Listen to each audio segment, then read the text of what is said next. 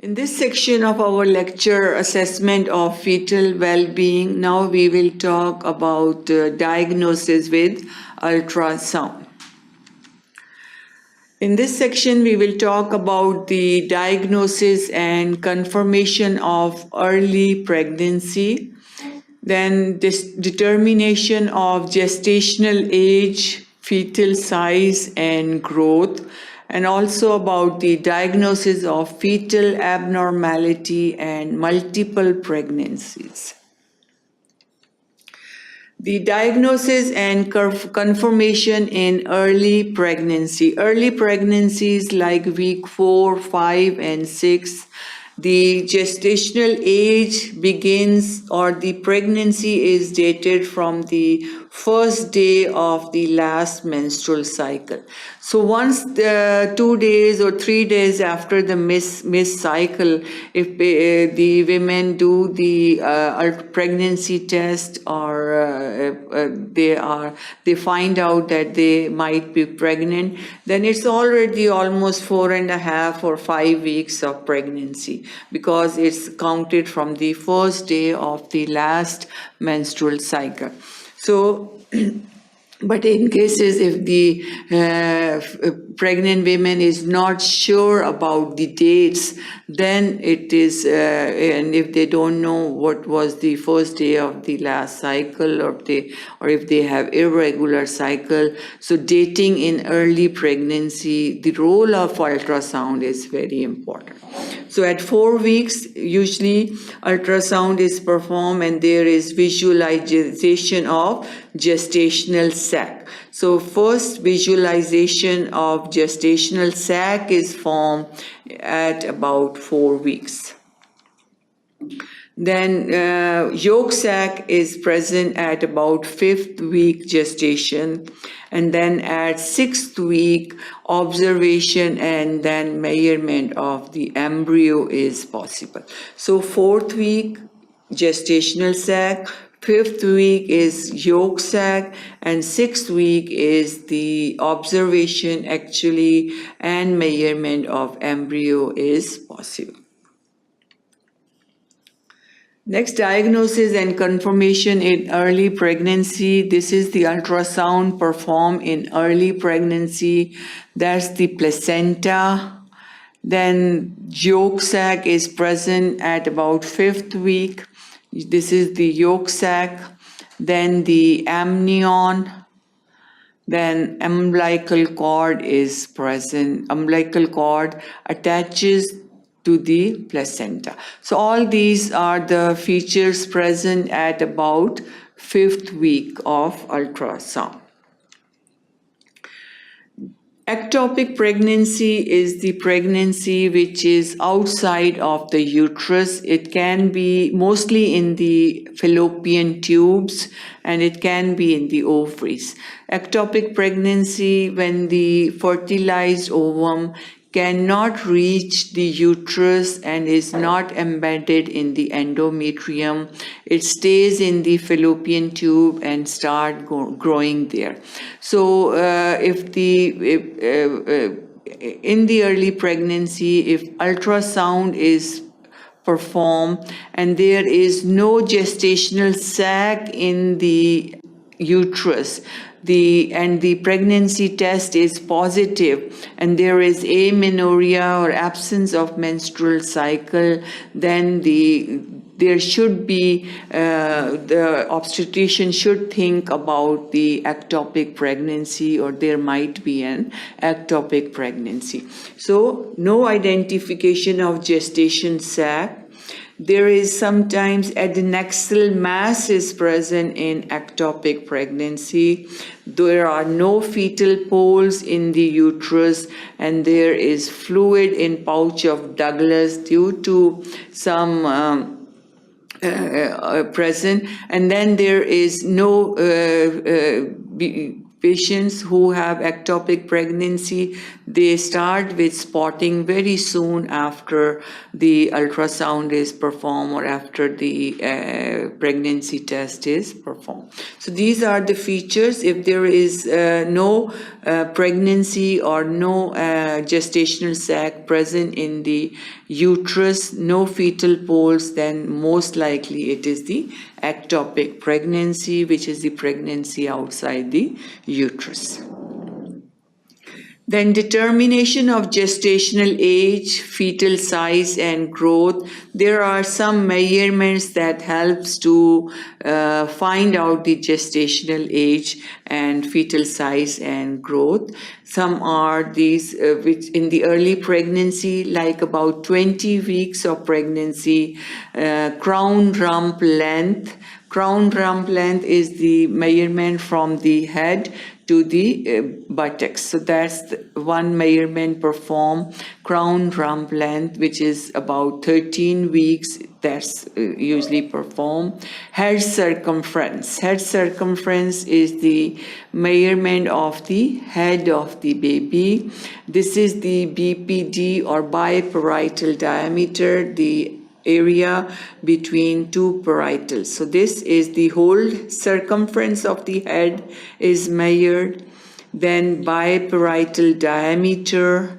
This is the femur. Femur is the longest bone of the body. So this is very, very accurate test, femur measurement or measurement of the length of the femur. So these are the tests, some measurements performed in the early pregnancy, about 20-week gestation, that gives the idea about the gestational age of the fetus. In late pregnancy also, fetal abdominal circumference and head circumference. So abdominal circumference is measured and head circumference is measured. Then fetal growth restriction, if the baby is small for dates, if the growth is restricted, and estimated fetal weight. So these are the different tests done for finding out the gestational age, size of the baby, and the weight of the baby. These are the graphs obtained after the ultrasound. Here, if you see, this is the head circumference in millimeter. This is the weeks. This is about higher than the 5th percentile. Head circumference higher than the 5th percentile. In this, abdominal circumference is lower than the 5th percentile. So in this case, the head growth is higher than the 5th percentile. It means the head growth is spared, but the abdomen growth is less than the 5%. Same here, fetal weight here is less than the 5th percentile. Again here, femur length is on the 5th percentile, so it's the normal.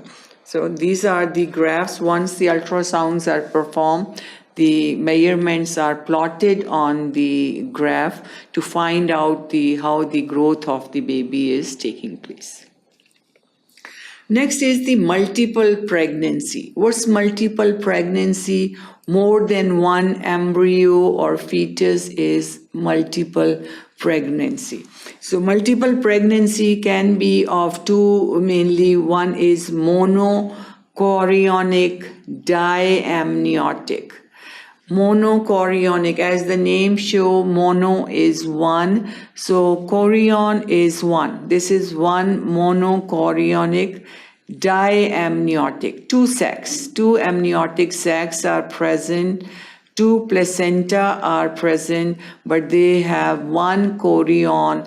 They share the chorion. These are the two multiple pregnancy. And the complications of monochorionic diamniotic is usually transfusion syndrome occur between the two babies. They share the blood, they transfer the blood from one fetus to another, and then higher perinatal mortality. the mortality rates are higher in the perinatal period. Then this is the dichorionic, diamniotic. They have a separate sacs, they have separate chorion, so the transfusion syndrome is not common in these, separated by a very thick septum.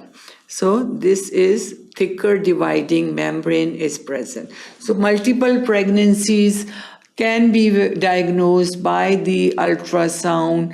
Usually more than one pregnancy is present, more than one embryo is present. Patient might have small for gestational age babies present. In some parts of the world where the antenatal treatment is not very common or antenatal visits are not very common, the complications might occur, because then when the pregnant women come, they don't have any antenatal history, they don't have any antenatal visits, so these complications might occur. So going over this topic, I remember one case. What happened is a patient or the pregnant women visit to the clinic I was working in, and she never had a history of any antenatal care. So she came in labor pains, ready to deliver, no ultrasound, no antenatal care, nothing. First baby was delivered, and then we thought, oh, that's it. Then the second baby came out, and then after that the third baby came out. So that these things can happen still in this world when there is no antenatal care is done.